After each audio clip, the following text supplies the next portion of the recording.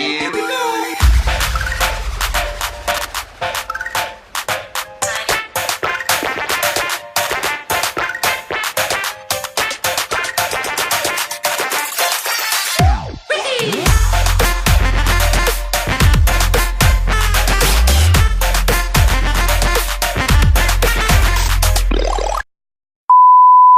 มนจับปองปองรองเท้าคุณยายอะครับ อ๋อ รองเท้ายาย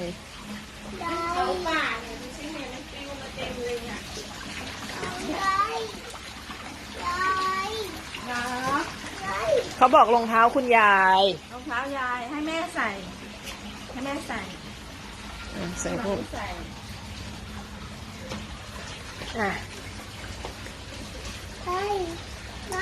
ใช่ของยายเราให้มันนี้ใส่ก่อน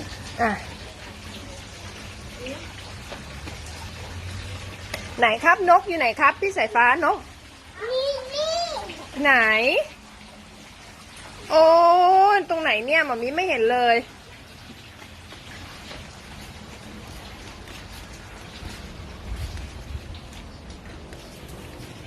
ไหนครับไม่ไปเล่นน้ำนะไม่ไปเล่นน้ำนะป้ายาวิ่งไปเลยเดี๋ยวไปเล่นน้ำโนนะตรงนี้โนเลยนะ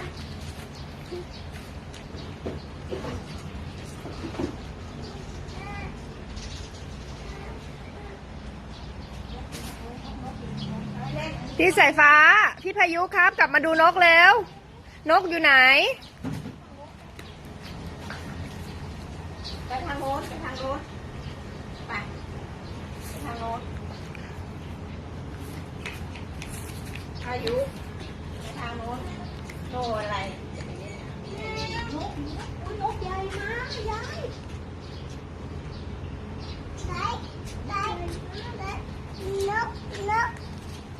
นกดูดิขนุนมีหลายลูกมากนะเห็นพี่สายฟ้าชอบกินไหมชอบกินขนุนไหม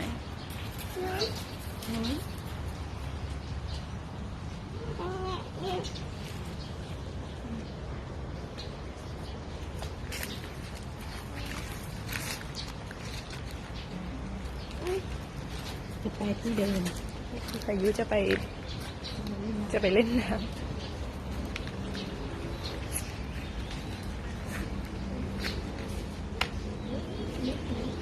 ไหนนกอยู่ไหนพี่สายฟ้าโอ้ไหนมามีไม่เห็นนกเลยนกอยู่ไหนอ๋อ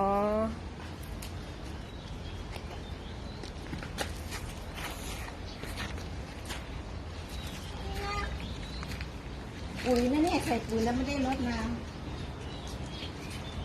ขาวเนี่ยดู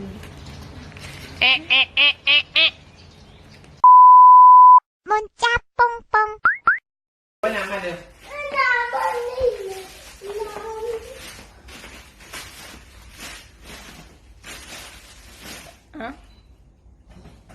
พี่พายุว่ายน้ำไหม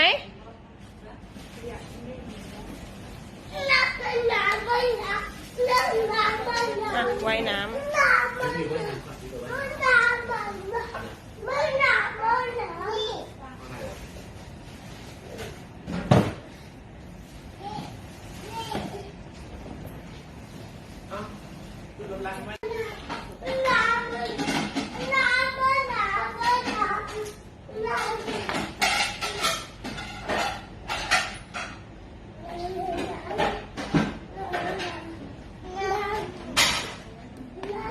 โอเคมาเราทำความก่อนเร็วพี่พายุว่ายน้ำก่อน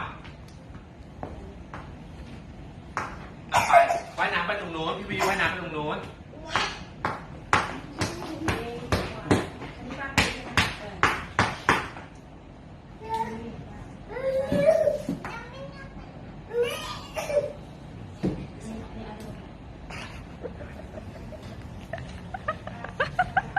มาว่ายน้ำมาพี่พายุ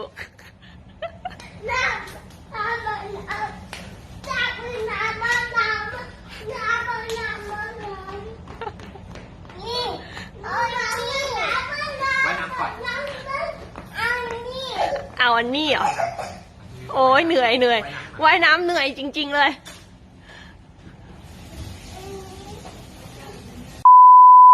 문자 뽕뽕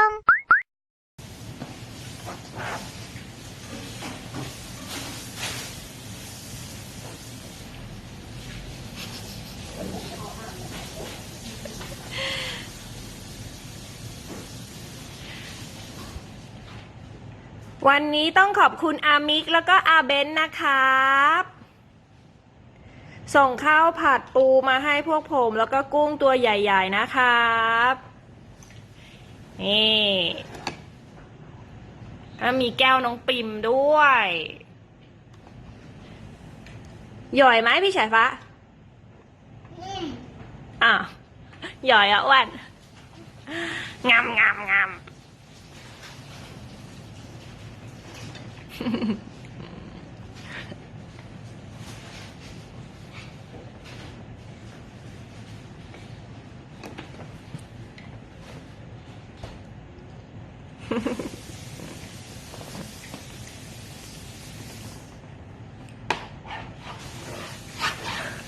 พายุลูก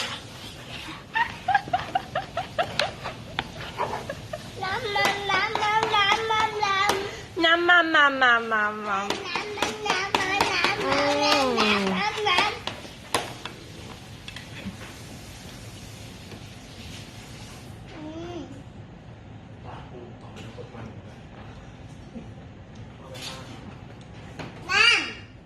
น้ำครับน้ำ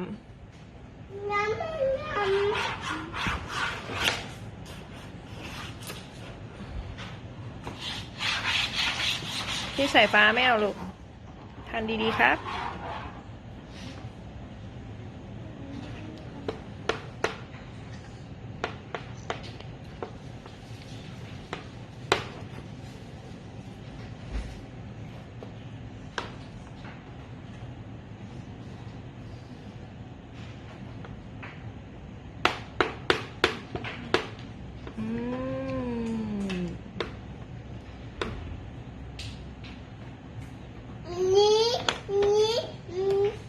เอาอะไรครับ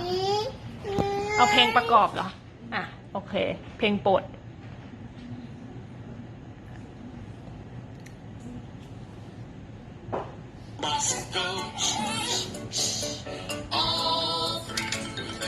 พี่พายุไม่เบื่อเพลงนี้อ่ะครับ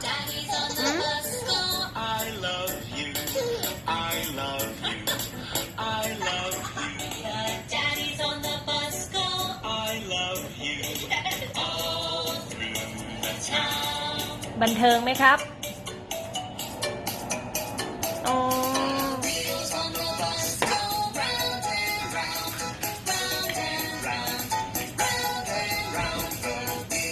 โอ้